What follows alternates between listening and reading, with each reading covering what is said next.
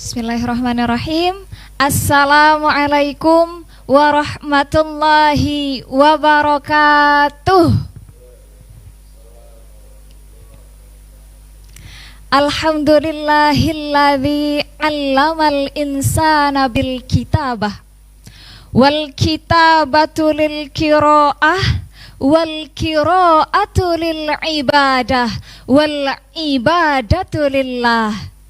Assalatu wassalamu ala Rasulillah Muhammad ibni Abdillah wa ala alihi wa sahbihi wa mawalah, amma ba'du. Qala Allah ta'ala fil Qur'anil Karim, a'udzu billahi minasyaitonir rajim.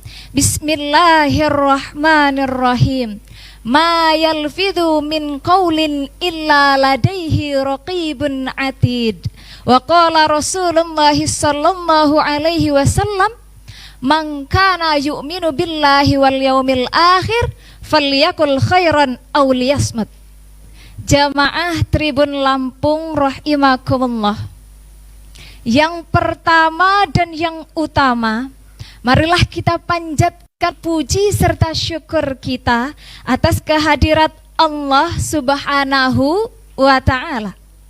Karena berkat nikmat, rahmat, dan juga hidayat, kita dapat bermunajat di tempat yang penuh berkat dalam keadaan sehat walafiat.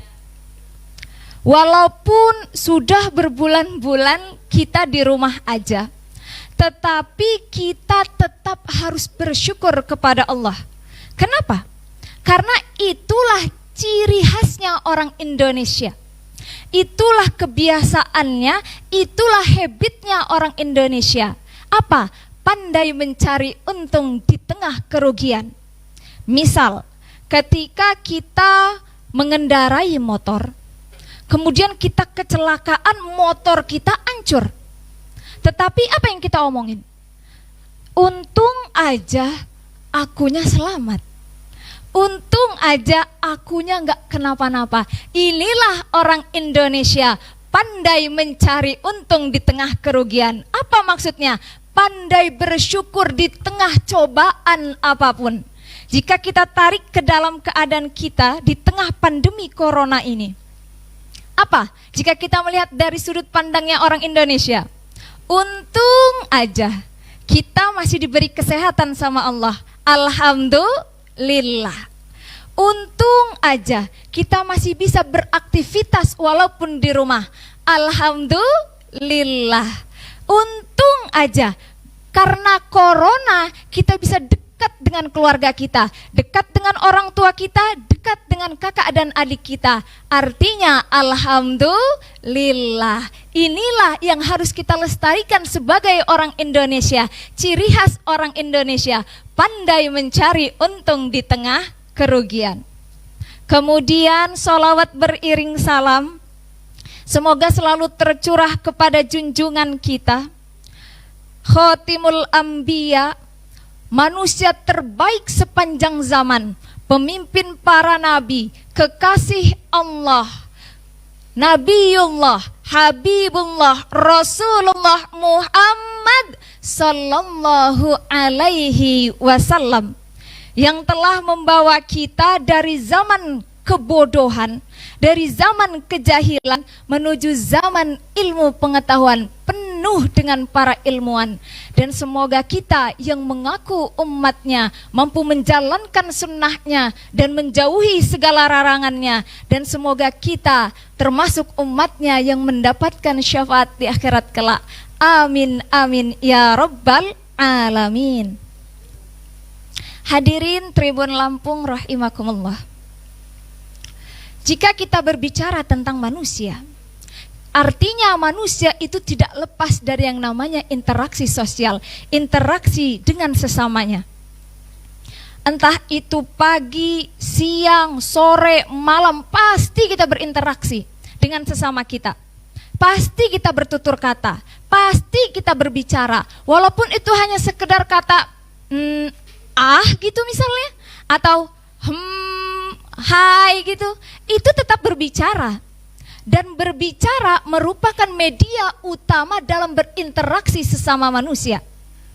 Baik atau buruknya interaksi kita dengan sesama kita dilihat dari baik atau buruknya cara kita berbicara. Oleh karena itu, agar apa yang keluar dari lisan kita tidak menjadi bumerang bagi kita, maka hendaknya kita mampu menjaga lisan kita. Mengapa? Yang pertama, karena lisan kita merupakan cerminan pribadi seorang muslim. Rasul bersabda, "Man kana yu'minu billahi wal yaumil akhir falyakul khairan aw liyasmut." Barang siapa yang beriman kepada Allah dan hari akhir, kata Rasul, maka berkata baiklah atau lebih baik diam. Hadirin, Rasul melihat, menilai jelek atau baiknya iman seseorang, salah satunya dilihat dari jelek atau baiknya ucapan yang keluar dari orang tersebut. Yang kedua, lisan dapat menjadi pencegah mara bahaya bagi kita.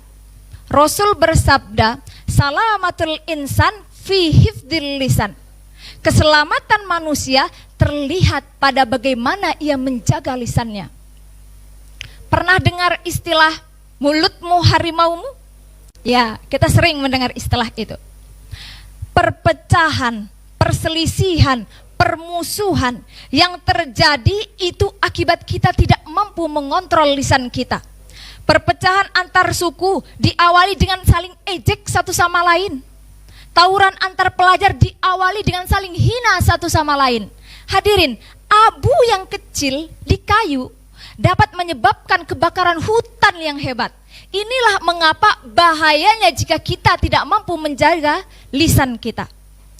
Imam Ibnu Taimiyah dalam bukunya Jagalah Lisan menjelaskan ada 5 dosa yang disebabkan oleh lisan.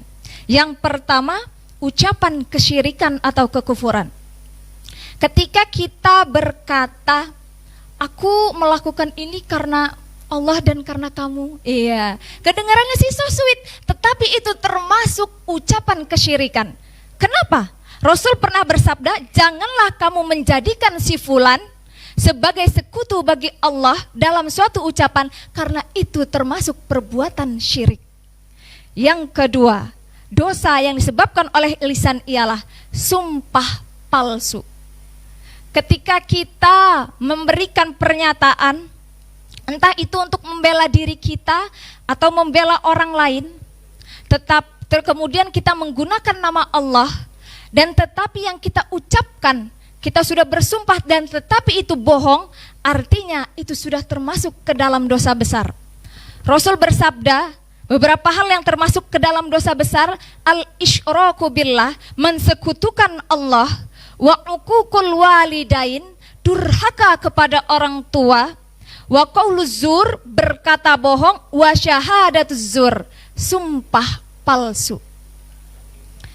Dosa yang ketiga, hadirin, yakni menghina atau mencela.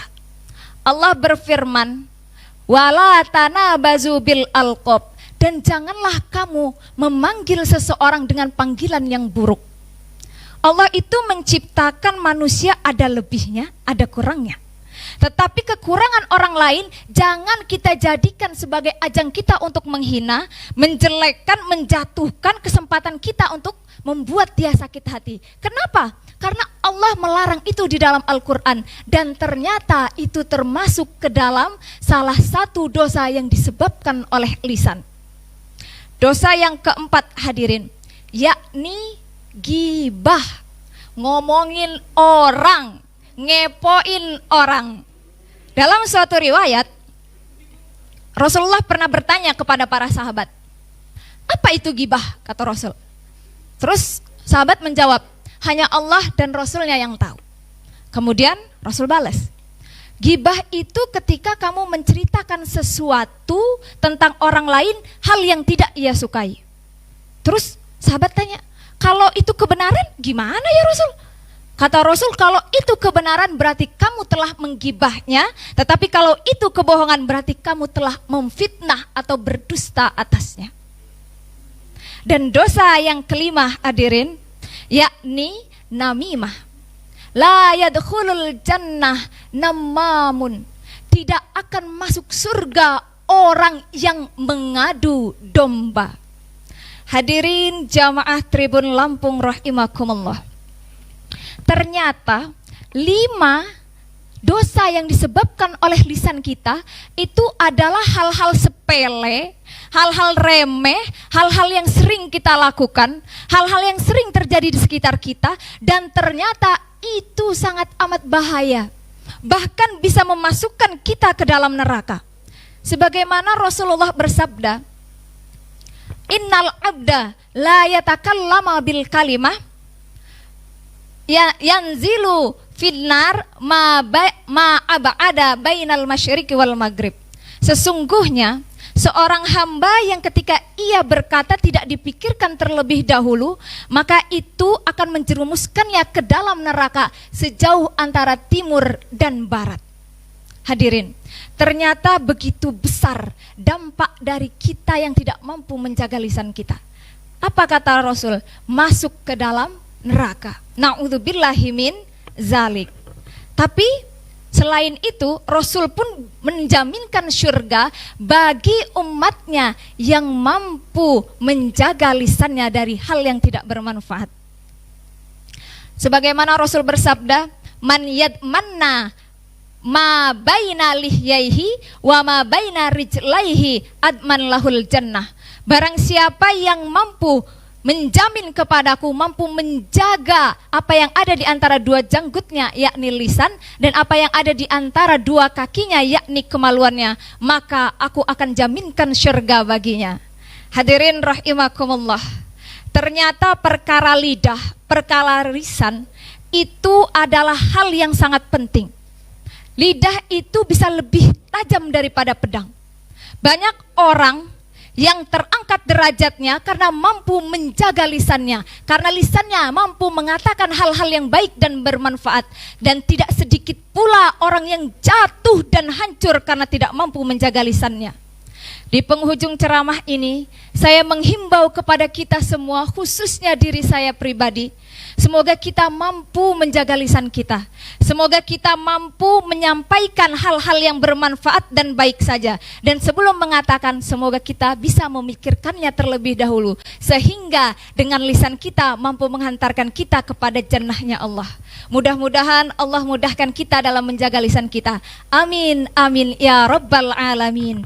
Demikianlah yang dapat saya sampaikan, mudah-mudahan ada manfaatnya. Lebih dan kurang saya mohon maaf, kepada Allah saya mohon ampun. Allahul musta'an ila ahsanil hal. Wassalamualaikum warahmatullahi wabarakatuh.